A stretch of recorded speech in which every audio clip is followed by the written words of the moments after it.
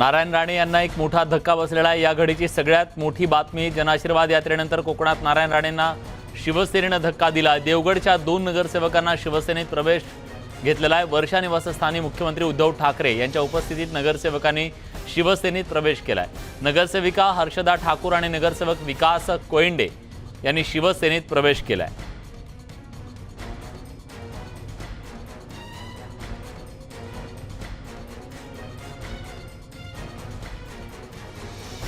कोकणामध्ये नुकतीच नारायण राणे यांनी जनआशीर्वाद यात्रा काढली आणि संपूर्ण कोकण हा भाजपमय करण्याचा प्रयत्न भाजपकडून करण्यात आला, पण त्यानंतर भाजपची ताकद वाढल्याचा दावाही एका बाजूला केला जात असताना शिवसेना विरुद्ध भाजप हा संघर्ष पेटलेला असताना शिवसेनेने नारायण राणे यांना आणि पर्यायाने भाजपला एक धक्का दिलेला आहे। 2 नगरसेवक भाजपचे हे शिवसेनेत डेरे दाखल झालेत। कुठे? तेही वर्षा निवासस्थानी। जनआशीर्वाद यात्रेच्या नंतर शिवसेनेत भाजपच्या नगरसेवकांनी प्रवेश केल्यानं भाजपसाठी हा एक धक्का मानला जातोय। नारायण राणे यांच्यासाठी हा धक्का मानला जातोय, कारण नारायण राणे यांना कोकणामध्ये मंत्रीपद देऊन एक मोठी जबाबदारी दिलेली आहे, त्यांच्यावर विश्वास दाखवलेला आहे, त्यांना ताकद दिलेली आहे।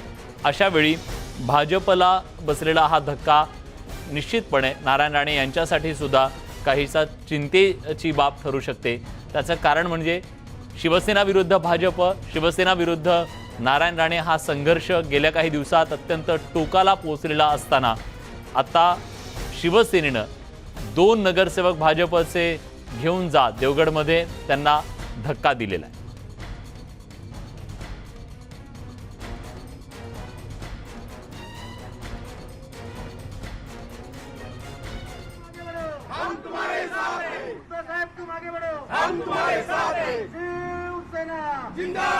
तेव्हा शिवसैनिक घोषणाबाजी करतायत आणि या घोषणाबाजीतून खऱ्या अर्थानं कोकणातलं वातावरण अजूनही निवळलेलं नाही असंच दिसतंय।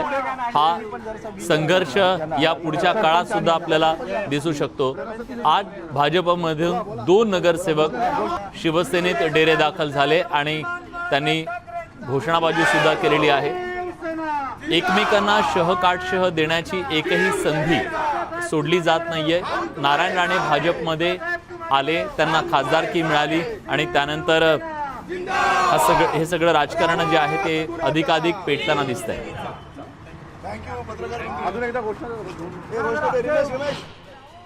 खरं तर जनआशीर्वाद यात्रा जी कोकणामध्ये निघाली आणि त्या यात्रेच्या निमित्ताने सुद्धा त्यानंतर आज 2 ग्रामपंचायतीच्या प्रातिनिधिक स्वरूपात निवडणुका झाल्या होत्या। त्या दोन्ही ग्रामपंचायती निवडणुकीमध्ये शिवसेनेने भगवा फडकवला।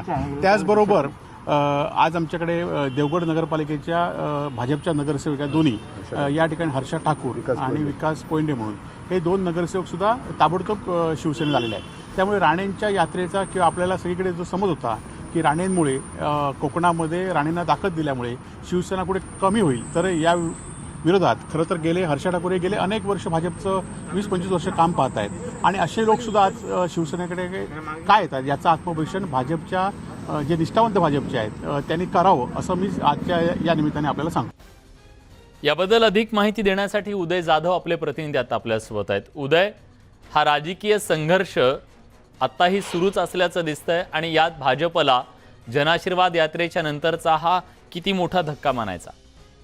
अगदी बरोबर, कारण नगरसेवक असतील किंवा सरपंच असतील हे अगदी तळागाळातलं नेतृत्व सर्वसामान्य नागरिकांचं करत असतात आणि केंद्रीय मंत्री नारायण राणे यांची जन आशीर्वाद यात्रा नुकतीच कोकणामधून येऊन गेलेली आहे आणि ती गेल्यानंतर तात्काळ भाजपला हा एक मोठा झटका जो आहे तो आपण म्हणू शकतो।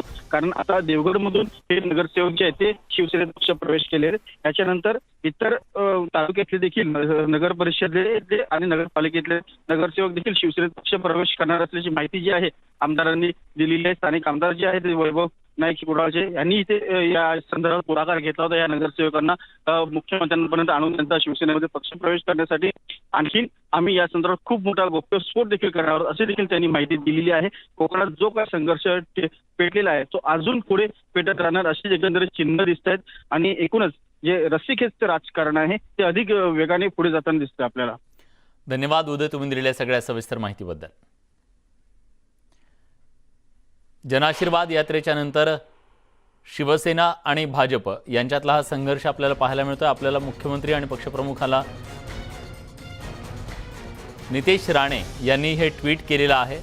आपलेच नगरसेवक मुख्यमंत्र्यांकडे घेऊन जायचे आणि फोडले म्हणून उगाच कॉलर वर करून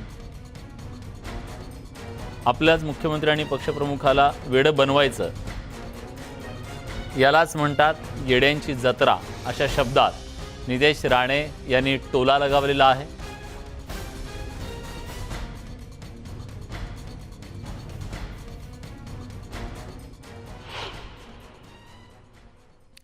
आणि यानंतर आपण वळणार आहोत ते म्हणजे आपल्या विशेष कार्यक्रमाकडे, बेळगावचा रणसंग्राम। तब्बल 8 वर्षांनंतर बेळगाव पालिकेसाठी उद्या मतदान होतंय। मराठी भाषिक विरुद्ध कन्नड आणि उर्दू असा थेट सामना प्रचारात झाला। बेळगावात महाराष्ट्र एकीकरण समितीचं वर्चस्व आहे, तसंच पालिकेवर एकीकरण समितीचा महापौर होता। त्यामुळे यंदाही पालिकेवर मराठी भाषिकांचा झेंडा फडकणार का, प्रचारात कुणी बाजी मारली आणि पालिकेच्या सत्तेच्या चाव्या कुणाच्या हाती जाणार, यासह अनेक प्रश्नांचा वेध घेऊया बेळगावचा रणसंग्राम या विशेष कार्यक्रमातून।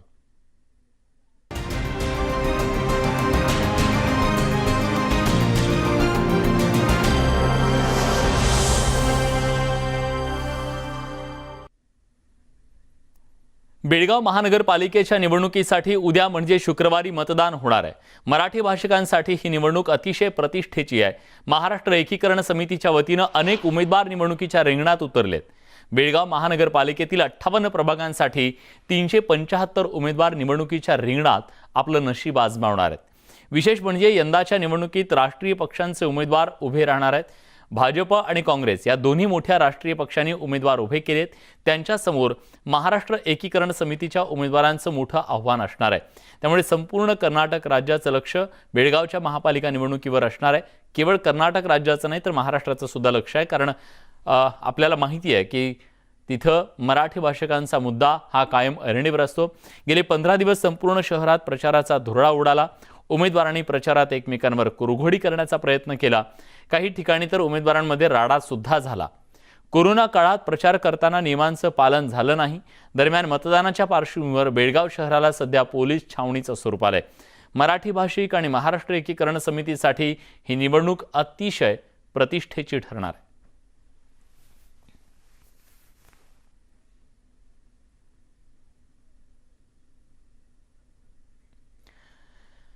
या सगळ्याबद्दल अधिक माहिती देण्यासाठी संदीप राजगोळकर आपले प्रतिनिधी आता आपल्या सोबत आहेत। संदीप, आज ही जी निवडणूक उद्या होणार आहे ती निवडणूक केवळ मराठी भाषिकांसाठी तिथल्या प्रतिष्ठेची नाही तर ती अस्मितेची सुद्धा असणार आहे, कारण बेळगाववर जर भगवा फडकला तर स्वाभाविकपणे त्यांचा जो आवाज आहे तो कायम तिथं बुलंद राहणार आहे। काय परिस्थिती आहे, कसं आतापर्यंत या निवडणुकीच्या प्रचारामध्ये रणधुमाळी पाहायला मिळाली? बेळगाव, कारवार, निप्पाणी, बिदर, भालकीसह संयुक्त महाराष्ट्र झालाच पाहिजे अशी घोषणा देत विलास आपल्याला माहीत आहे। सीमावासीय कर्नाटक जुलूमशाही जी आहे तो सहन करतोय। त्या बऱ्याच वर्षांपासून ते जे साखळदंड आहेत, जे अत्याचाराचे, कानडी राजवटीचे, ते अजूनही तुटलेले नाहीत। पण असं असताना देखील अजूनही मराठी भाषिक त्या ठिकाणी एकजूट दाखवतोय। महाराष्ट्र एकीकरण समितीच्या माध्यमातून अनेक निवडणुका लढवल्या गेल्या। काही महिन्यांपूर्वी आपल्याला माहिती आहे बेळगाव लोकसभा पोटनिवडणूक पार पडली, त्यावेळेला शुभम शेळके हा मराठी उमेदवार महाराष्ट्र एकीकरण समितीचा अधिकृत उमेदवार निवडणुकीच्या रिंगणात होता। चांगलंच पाणी पाजलं, काँग्रेस असेल किंवा भाजप असेल। आत्ताची निवडणूक वैशिष्ट्यपूर्ण आहे असं म्हणता येईल महापालिकेची। त्याचं कारण असं आहे, दरवेळेला असं व्हायचं विलास की मराठी भाषिकांच्या विरोधात उर्दू भाषिक आणि कन्नड भाषिक असा तिथं सामना पाहायला मिळायचा। तिरंगी लढत प्रत्येक वॉर्डामध्ये पाहायला मिळायची। पण यंदा पहिल्यांदाच भाजप आणि काँग्रेस हे दोन्ही पक्ष थेट महापालिकेच्या निवडणुकीमध्ये उतरलेले आहेत। म्हणजे काँग्रेसच्या चिन्हावर आणि भाजपच्या चिन्हांवर अनेक उमेदवार आजही आपलं भविष्य आजमावणार आहेत। उद्या मतदान होणार आहे आपल्याला समजेलच।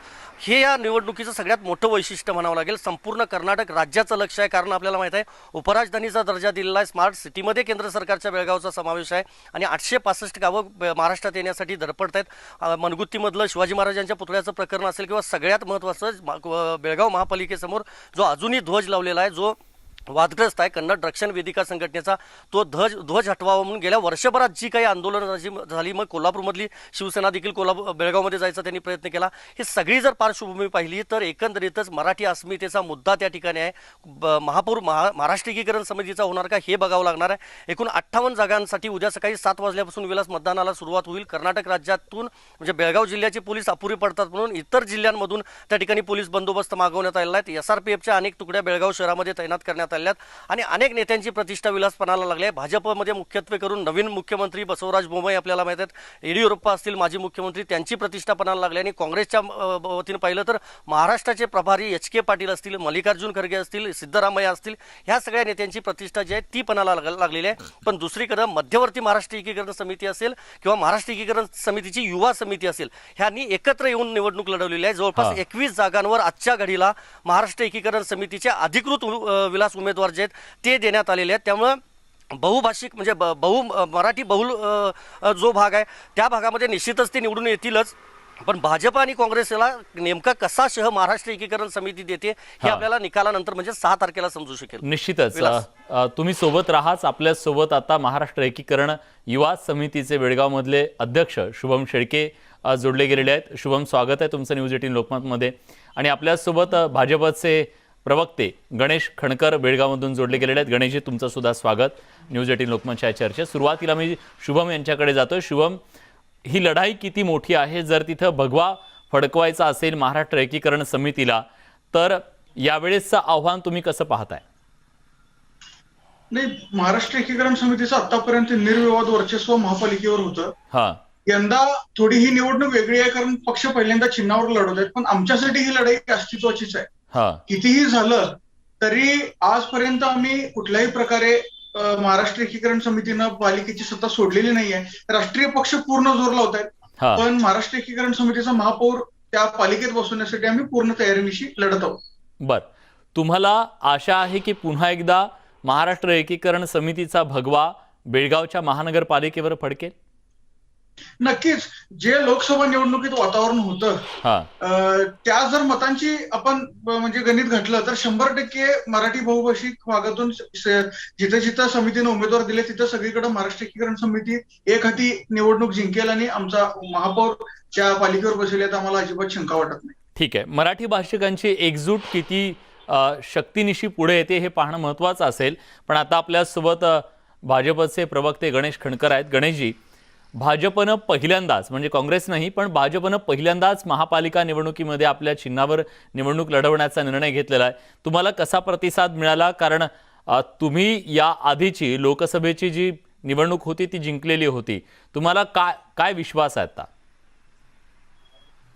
असं आहे की ही निवडणूक आम्ही निवडणुकीसारखीच लढतोय. आता काही दिवसांपूर्वीच लोकसभेची निवडणूक झाली. आपल्याला आठवत असेल की त्या लोकसभेच्या निवडणुकीच्या वेळेला बरीच चर्चा झाली, म्हणजे बरेच काही दावे केले गेले की यावेळेला भारतीय जनता पक्षाला पराभव पाहावा लागेल. आणि ज्या वेळेला निकाल बाहेर आला शेवटी त्यावेळी आपण पाहिलं असेल की भारतीय जनता पक्षाचा उमेदवार हा निर्विवादपणे त्या ठिकाणी निवडून आला. पण त्या विजयामध्ये तिथलं असलेली सहानुभूतीची लाट सुद्धा कारणीभूत होती असं सांगितलं गेलं. नाही, मी म्हटलं ना की निवडणूक असते. निवडणूक असते. आणि असं आहे की गेली अनेक वर्ष हेही मान्य आहे आम्हाला की बेळगाव महानगरपालिकेवर महाराष्ट्र एकीकरण समितीचा झेंडा राहिलेला आहे. मराठी अस्मितेसाठी ते झगडतायत, सगळं मान्य आहे आम्हाला. परंतु आता तिथलं स्थानिक राजकारण ही हळूहळू त्यांच्या नियंत्रणाबाहेर जाण्याची सुरुवात झालेली आहे. आणि त्यामुळे विकासाच्या मुद्द्यावरती यावेळेला भारतीय जनता पार्टी आपल्या स्वबळावर त्यांच्या चिन्हावरती ही निवडणूक लढते. आणि अतिशय चांगला म्हणजे मुळातच दोन्ही आमदार त्या ठिकाणी भारतीय जनता पक्षाचे आहेत, खासदारही भारतीय जनता पक्षाचा आहे. मतदारांची खूप मोठी जमेची बाजू ही आमच्या बाजूने आहे. त्यामुळे आम्हाला विश्वास आहे की यावेळेला बऱ्यापैकी तिथे यश मिळेल, महापौर आमचा बसेल. गणेशजी, मी येतो तुमच्याकडे. आणखीन एका महत्त्वाच्या प्रश्नाबद्दल मला तुम्हाला विचारायचं आहे की मराठी माणसांची एकजूट तिथं झालेली असताना आता याच्या आधीच्या निवडणुकीत सुद्धा झाली आणि आताही ती एकजूट दिसतीये. अशा वेळी भाजपसाठी किती मोठी संधी आहे आणि महाराष्ट्र एकीकरण समितीसाठी किती मोठी संधी आहे त्याच्याबद्दल बोलूया का छोट्याशा ब्रेक नंतर. कुठे जाऊ नका, पहा फक्त न्यूज 18 लोकमत.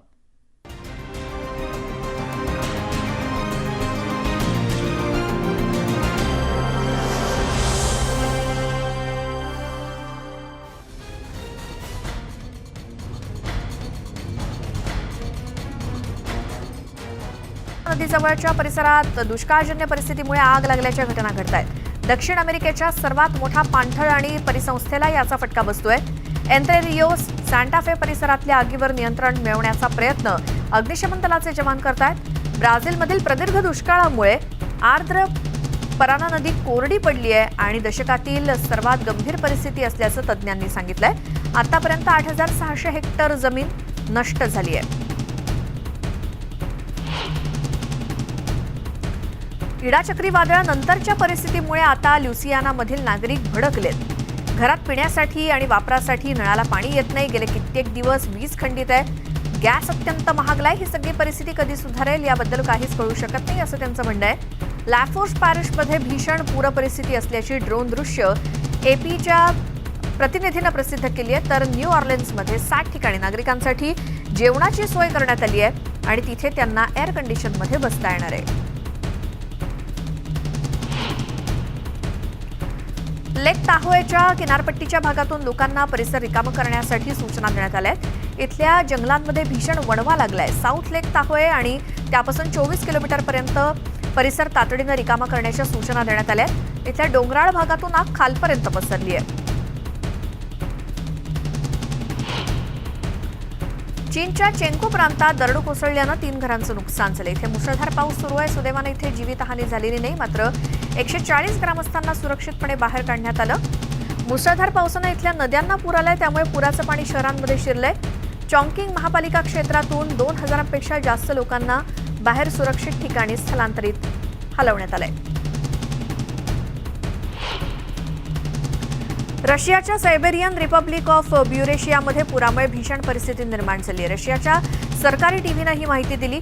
मंगोलियाच्या सीमेवर असलेल्या रशियाच्या प्रांतात सगळ्यात जास्त पुराचा तडाखा बसलाय. सेलेगा नदीपात्रातून पाणी बाहेर वाहू लागलंय. पुराच्या पाण्यात साधारणपणे 50 घरं बुडलीत. मात्र इथल्या काही लोकांनी घरं सोडायला नकार दिला.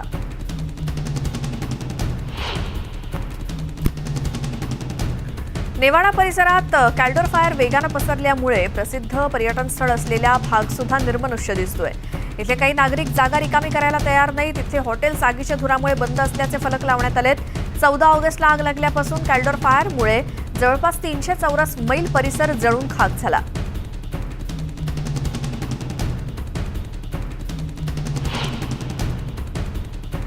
तापमानातल्या बदलांमुळे ताहो परिसरात सुरू असलेल्या अग्निशमन दलाच्या कार्यामध्ये अडथळे येत आहेत. जोरदार वाऱ्यामुळे कॅल्डर फायर वेगानं पसरतेय. क्रिसमस व्हॅली परिसरातल्या घरांच्या संरक्षणासाठी अग्निशमन दलाची कुमक वाढवण्यात आली आहे. आगीमुळे पसरलेल्या दाट धुरामुळे अग्निशमन दलाच्या कार्यात अडथळे निर्माण होत आहेत. आगीचा धोका वाढल्यामुळे कॅलिफोर्नियातील सगळा जंगल परिसर 17 सप्टेंबरपर्यंत बंद राहणार असल्याचं अमेरिकेच्या वनविभागाकडून जाहीर करण्यात आलंय.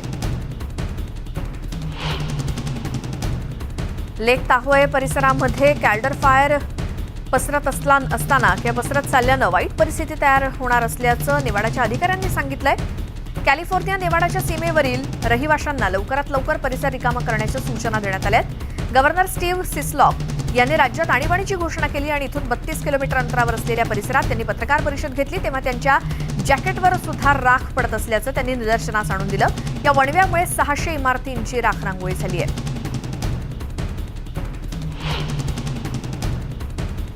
बोलिव्हियातल्या सांताक्रूज भागामध्ये पुन्हा एक वणवा भडकला. आतापर्यंत या वणव्यात 2,80,000 हेक्टर परिसर भस्मसात झाला. धान्य आणि कुरण क्षेत्र वाढवण्यासाठी शेतकरी या परिसरात आग लावतात, पण अतिशुष्क हवामानामुळे आणि वाऱ्यामुळे आग नियंत्रणाबाहेर पसरत जाते. जानेवारी ते जुलै या काळात 7,49,000 हेक्टर परिसराचं वणव्यानं नुकसान झालंय.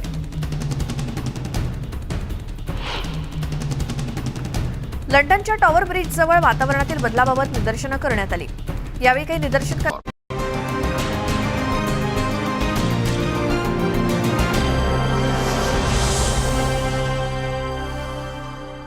ब्रेकनंतर तुमचं पुन्हा एकदा स्वागत. आपण बघतोय न्यूज 18 लोकमतचा विशेष कार्यक्रम बेळगावचा रणसंग्राम आणि याच रणसंग्रामाबद्दल जाणून घेण्यासाठी आपल्यासोबत मान्यवर पाहुणे आहेत. आपले प्रतिनिधी संदीप राजगोळकर सुद्धा आपल्यासोबत आहेत. अध्यक्ष महाराष्ट्र एकीकरण युवा समितीचे शुभम शेळके सुद्धा आहेत आणि भाजपचे गणेशजी सुद्धा आपल्यासोबत आहेत. मला संदीपकडे जायचं आहे. संदीप, या निवडणुकीच्या संपूर्ण प्रचाराच्या काळामध्ये एक अटीतटीचा सामना सगळा पाहायला मिळाला. प्रामुख्याने कुठल्या मुद्द्यांच्या भोवती ही सगळी निवडणुकीची रणधुमाळी आपल्याला रंगताना दिसली? नाही, या निवडणुकीमध्ये एकतर मी मगाशी ब्रेकपूर्वी आपण सांगितल्याप्रमाणे महाराष्ट्र एकीकरण समितीच्या विरोधात आता मुख्य जे पक्ष आहेत ते काँग्रेस आणि भाजप हे दोन आहेत. पण याशिवाय दोन आणखी मुख्य पक्ष म्हणजे देशातल्या राजकारणातले ते पक्ष म्हणावे लागतील, ते या निवडणुकीमध्ये उतरले. त्यापैकी एक महत्त्वाचा पक्ष म्हणजे MIM. असादुद्दीन ओवैसी ज्यावेळेला प्रचारासाठी बेळगावमध्ये आले होते, अक्षरशः इतकी गर्दी झाली होती की 300 जणांवर बेळगाव पोलिसांनी गुन्हा दाखल केलेला आहे, इतकी मोठी गर्दी झाली होती.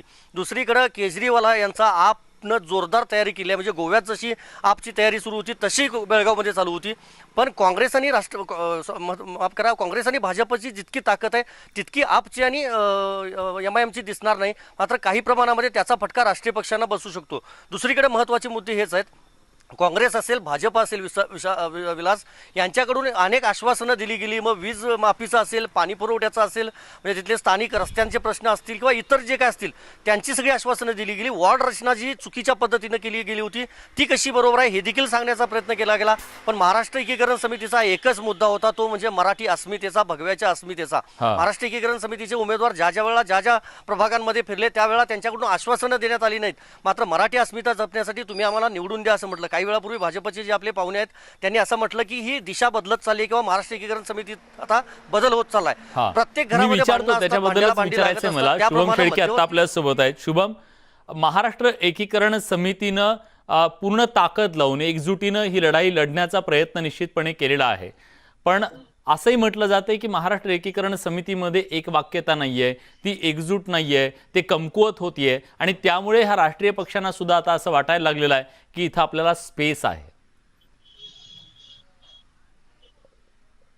नाही, विषय कसा आहे, एक वाक्यतेची गोष्ट जर झाली तर प्रत्येक ठिकाणी, प्रत्येक पक्षात, प्रत्येक संघटनेत थोडेफार मतभेद असतातच. त्याचं भांडवल राष्ट्रीय पक्षांनी केल्यामुळं लोकांसमोर असं चित्र उभा केलं आणि त्याचा आपण राजकीय कुठेतरी फायदा उचलता येतोय का याच्यासाठी ते प्रयत्नशील होते.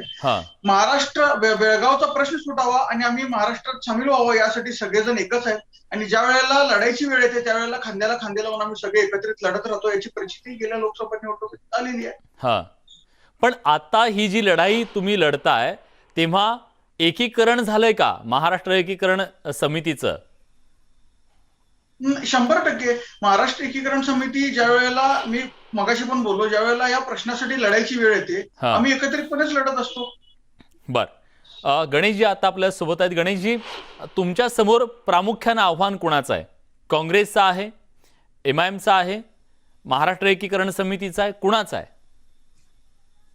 नाही, असं आहे की जी आमची माहिती आहे आणि आम्हाला विश्वास आहे की आव्हान सगळ्यांचे मिळून आमच्या समोर आहे. भारतीय जनता पार्टी आत्ताच्या स्थितीला एका बाजूला आणि बाकी सगळे पक्ष एका बाजूला आहेत. माझा अति आत्मविश्वास वाटेल, पण मी तुम्हाला आज सांगू शकतो की मी मगाशी जसं म्हणालो की काही वर्षांपर्यंत बेळगावमध्ये महाराष्ट्र एकीकरण समितीचा हा वर्चस्वाचा भाग होता, परंतु त्यांचं अंतर्गत राजकारण आणि आता राजकारणातले बदलते रंग यामुळे महाराष्ट्र एकीकरण समितीचं जे काही वर्चस्व होतं ते हळूहळू त्यांच्याच पदाधिकाऱ्यांच्या अंतर्गत मतभेदामुळे ते मुडीत निघालेलं आहे.